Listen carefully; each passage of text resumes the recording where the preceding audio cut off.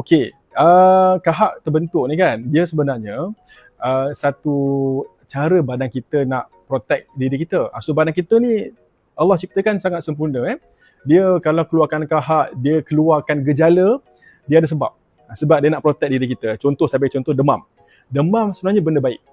Demam tu menandakan badan kita respon kepada contohlah jangkitan kuman. Kenapa badan demam, badan kita naikkan suhu? Sebab apa? Dia nak bunuh kuman dalam badan kita tu gunakan suhu tinggi. Itu sebenarnya benda baik. Demam tu benda baik. So kita tengok dari sudut yang berbeza lah. Macam tu kan. Sebab tu kalau pergi hospital, ada doktor cakap, kalau demam ni jangan bagi ubat demam. Kalau budak-budak lah. Sebab kita tak nak mask dia, kita tak nak nak tengok dia punya trend tu macam mana. So itu satulah.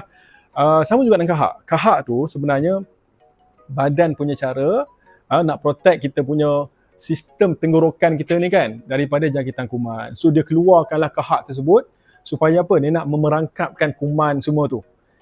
Jadi kahak ni dia perangkap kuman supaya kita boleh keluarkan dia. Macam tu. Supaya kita boleh keluarkan tu. Okey, sekarang macam mana kita nak kurangkan kahak? Okey, very simple. Sebab kita tahu tu respon badan. So antara cara paling alami lah you boleh amalkan ni. You boleh amalkan satu, air garam. Air garam ni sebenarnya bagi saja underrated kan. Garam ni adalah bahan underrated sangat sebenarnya. Banyak orang takut makan garam tapi garam ni sebenarnya kalau you pilih garam yang betul. Okey, garam betul garam apa?